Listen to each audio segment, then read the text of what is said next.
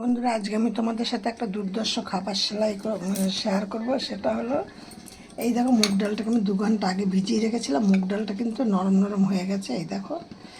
আর এইখানে নিচে কাঁঠাল বীজ কুচিয়ে, এইখানে নিচে আলু আর পটল কুচি, 6টা পটল কুচিয়ে নিয়েছি, আর মিডিয়াম সাইজের একটা আলু কুচিয়ে নিয়েছি। আর এইখানে কড়াইতে দিয়ে দিয়েছি আমি একদম 1 চামচ সরিষার তেল, আর কিছুটা জিরে আর কিছুটা তেজপাতা ফোড়নে দিয়েছি। এবার আমি এর সাথে অ্যাড করব কিছুটা ঘি। আমি কিন্তু এখন এইখানে দিচ্ছি এই আন্দাজ দিচ্ছি 1 চামচ 1.5 চামচের মতো কিছুটা ঘি। তো আমি ডালটাকে ভিজিয়ে রেখেছিলাম, ডালটা কিন্তু আমি ভাজিনি, সেই জন্য কাঁচা মুগ ডাল একটা কাঁচা কাঁচা কেমন গন্ধ ছেড়ে ভালো লাগে না খেতে। ওই জন্য আমি এখন এইটার মধ্যে দিয়ে দিচ্ছি এই ডালটাকে। এই রেসিপিটা তোমরা করে দেখবে, হেভি হেলদি খাবার, আর বাচ্চারা খুব পছন্দ করে, ভীষণ পছন্দ করে। আমি অনেকবার বাচ্চাদের আমি করে দেখেছি, বা একদম বাড়ির বাচ্চা কেন, বুড়ো পুরো সব খেতে খুব পছন্দ করে। একদম হালকা একটুখানি ভেজে নেবো, শুধু ভাজার উদ্দেশ্য হলো এইটাই, যেন আমার এইটা কোনো প্রকারে একটু কাঁচা কাঁচা গন্ধটা যেন না বেরোয়।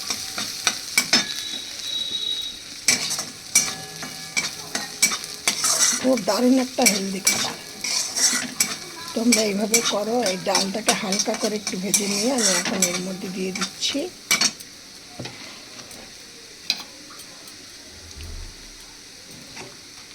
এই পটল আর আলুগুলোকে দিয়ে দিচ্ছি।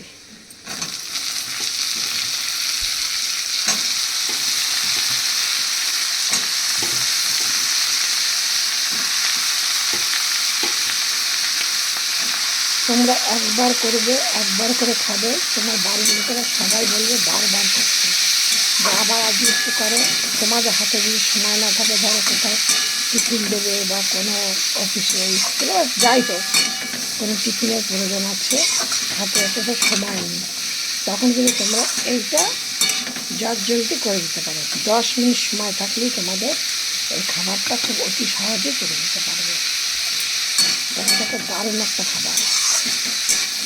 আর এখানে দেখো, প্রত্যেকটা জিনিসই কিন্তু খুব হেলদি খাবার।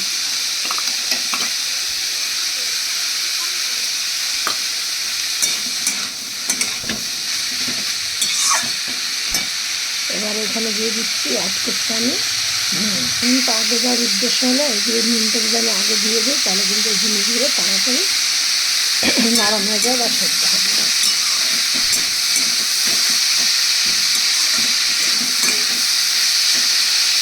একটু তেলটা কম দেওয়া আছে, ঘিও কিন্তু খুব হেলদি খাবার। কাঁঠালের বীজও কিন্তু হেলদি খাবার, কারণ কাঁঠালের বীজটা অনেক কিছু রান্না করা যায়। কাঁঠালের বীজ দিয়ে যদি তোমরা শুধু ডাল করো, কাঁঠালের বীজের ডাল, খেয়ে দেখবে কেমন লাগে। আমি তোমাদের সাথে একদিন শেয়ার করবো।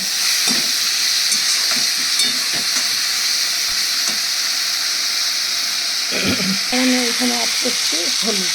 তোমরা যে পরিমাণে হলুদ খাও, তাহলে সেই পরিমাণে হলুদ দেবে।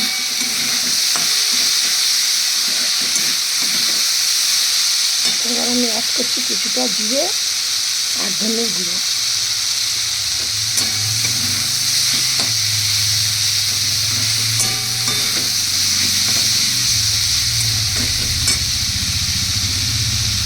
একটু মিষ্টি হলে খেতে ভালো লাগে, তার জন্য দিয়ে দিলাম 1 চামচ চিনি।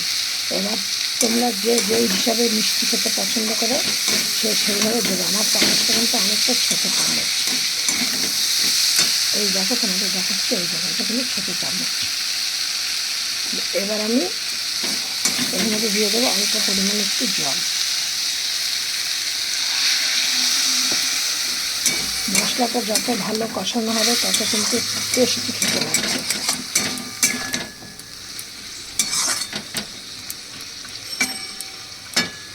এবার দেখো, এর মধ্যে দিয়ে দিচ্ছি কিছুটা পনির। হাতে একদম এমনি বেশি হলে, অল্প পরিমাণে তরকারি বলে আমি ওই জন্য হাত দিয়েই করে দিলাম। যদি বেশি হতো তাহলে আমি মিক্সিতে দিয়ে তারপর দিতাম।